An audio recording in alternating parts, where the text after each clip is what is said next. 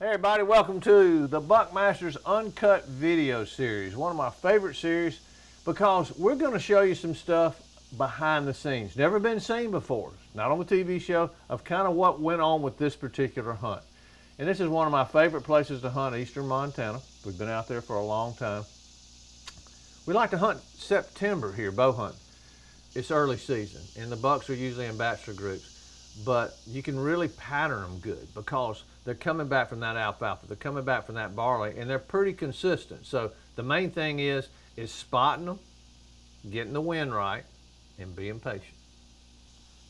Well, on this particular morning hunt, we went to a stand, and the bedding area is probably 300 or 400 yards behind us, but I always can see the deer coming, and we had a few small bucks coming in, but then I saw this really shooter. He was a heck of a buck. He was tall, he was heavy, and that was one right there. I said, I'm gonna concentrate on him. There might be bigger ones, but I can promise you, I'm gonna shoot him. Man, that was close, because that trail right there where he was on was coming right here, right under us. So we know we're in a good spot. We just gotta get this wind right. Try it again. That was a shooter right there. Once I picked out that deer and I said, hey, that's the one I'm gonna go after, I knew there's a stand called the Crossing.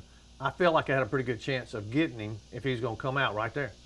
Well, we had to wait 2 or 3 days. We kept getting south winds, and that south wind was blowing back in the bed area. I said, and that's the worst thing you can do as a deer hunter, and especially a bow hunter, is try to push the button that you can't push, okay? You can't put that square peg in that round hole. And so finally, I think it was 3 days we waited. We finally got a northwest wind. Game on. All right, folks, we just got set up for the afternoon hunt. We're at one of our favorite places. I shot a real good buck here. I think 2 years ago. It's called the Crossing. We got a northwest wind. We approached out the southeast over here. So we've gotten as close as we can to the bedding area. It's 85 degrees and it's just burning up. So hopefully these bucks will get out before video.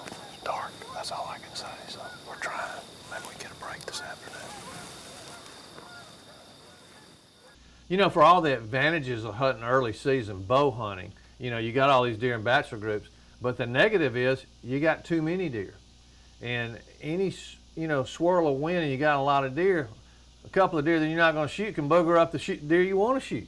So that's the only negative, and it can mess you up. Comes another buck. Yeah.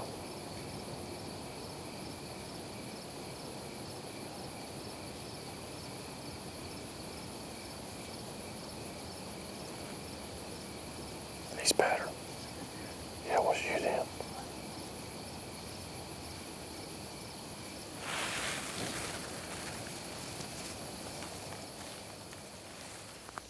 One thing about video hunting is the communication between you and the cameraman.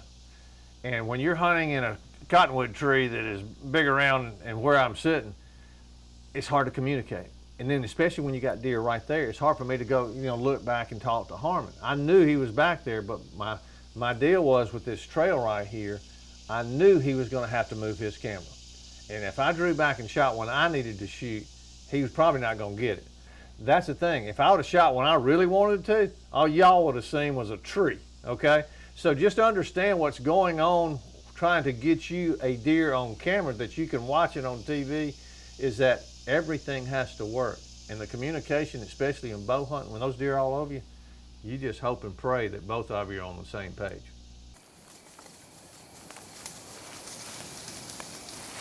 Get on him. Get on him.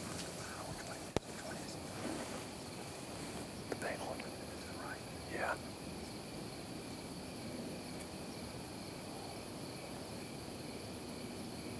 Get on him. All right.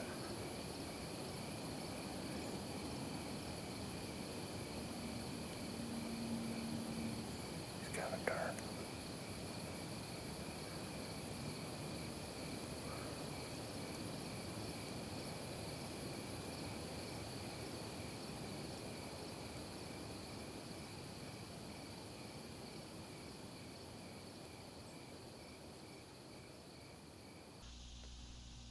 The crazy thing is you're watching that video, I mean, it seemed like an eternity to me. I'm sitting here staring at that buck at a 15, 20 yards, And I know the camera light's going down, so I'm waiting for Harmon to go, don't shoot, I don't have any camera lights. So everything was racing through my mind.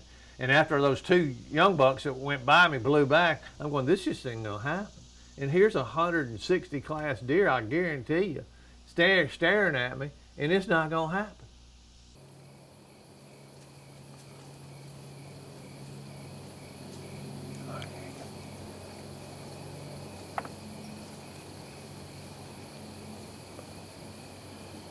You on him?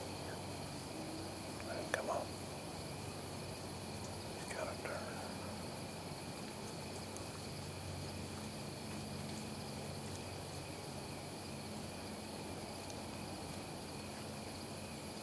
Come on, man.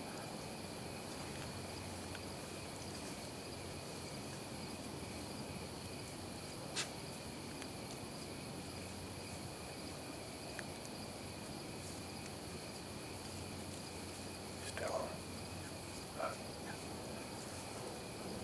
Let him come on. Are you ready? Huh?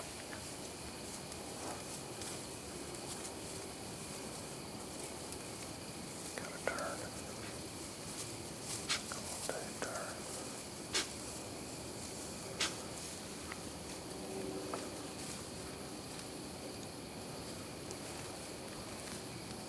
He won't.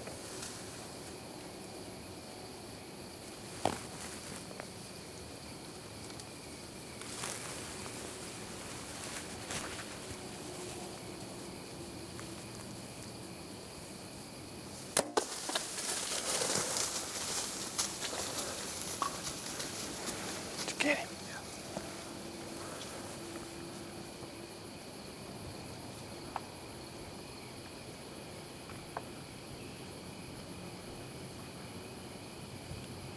It went through him. Oh, I know it did. I just don't. I couldn't see it.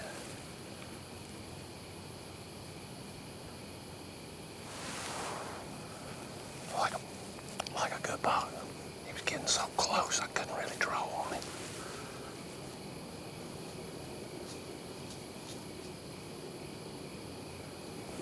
We'll give him a minute. All right, folks, we just found my arrow. We're gonna go over here. We're gonna walk. He was quartering a little bit to me. If he's not right there, we're gonna back out and go look at the footage and maybe come back in the morning. So, as I said, it was getting late. So, hopefully we made a good shot. We're gonna walk over here and see if we can find his trail. If we don't find him within 50, 60 yards, we'll back out. You know, as bow hunters, you got to make a decision, and usually my decision is when I pick up the arrow, I know if it's a good hit. I just never seen an arrow like that. I just had some brown kind of slime on it, and it wasn't gut. So we went back to look at the video. The video was too dark, so I just made the decision. You know, if in doubt, back out. And I said, let's just wait till in the morning, and that's the decision I made.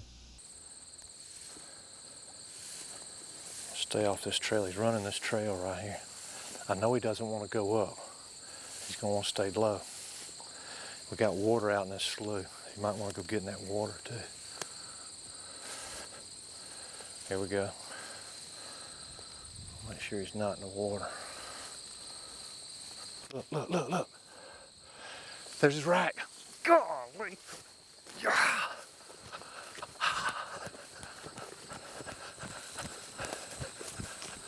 Oh, man. Yes. Oh, dude. Exactly what I thought. The Coyotes got him. They got on him last night. Doggone it. Man, what a buck. Check this out, folks. I mean, look at this.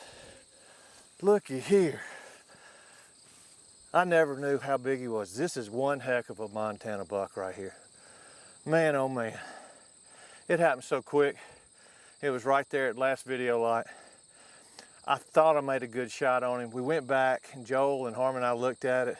We were trying to do it frame by frame. It looked like I shot him a little bit back, but the shot is right here.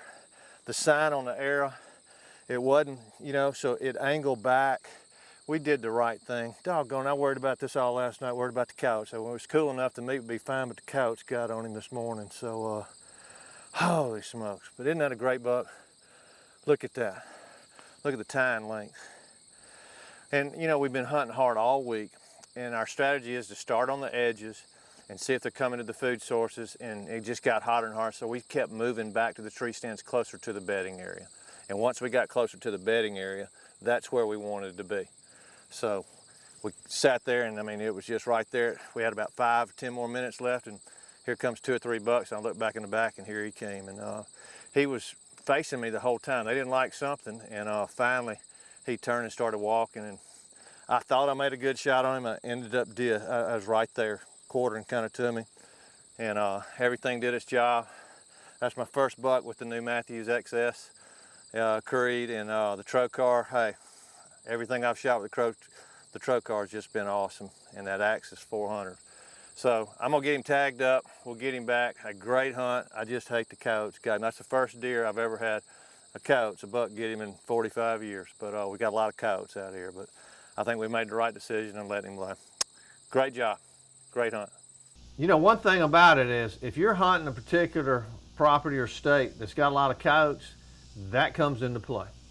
And when you've got to make a decision whether to back out and come back, you do have that risk of coyotes. Hopefully they'll leave you a rack, and that's what happened to me. But that's just what happens when you're hunting in coyote country. Here you go, folks. Just wanted to show you right here. Here's where the coyote got him, ate all the hindquarters, all of this. So unfortunately, that's my first deer ever that I've lost to a coyote, and I've been hunting 45 years now. So hate it, but that's what happened. So unfortunate, we're not going to be able to eat the meat. That's probably one of my better bow bucks that I've taken, but that's the thing about bow hunting. You know, you want that peg to fit in that hole, and sometimes it won't. And it's just the cat and mouse. You know, the deer standing there. Did we pick the right stand? Did we get the wind right? You know, he's staring at me at 15 yards. He won't turn. The other deer are blowing back. That's what's cool about bow hunting, because they're that close and that tight. But to finally make it happen, to make the shot, to make the decision to back out, all of that went into play. But that's just the cool thing about bow hunting. And that's what I wanted to share with y'all with this Buckmasters Uncut video series. The things that was going through my mind, all the things behind the scenes. I got Harmon back there having to move the camera. A lot of the stuff you might not see on the TV show, you might get a better understanding of watching this Uncut series. So that's our job. That's why we're doing this video series. So hopefully you'll come back. First time to watch, push the subscribe button. Tell all your buddies about us on social media. Put some comments there. But we'll have a lot more hunts that we can reminisce on the Buckmasters Uncut video series.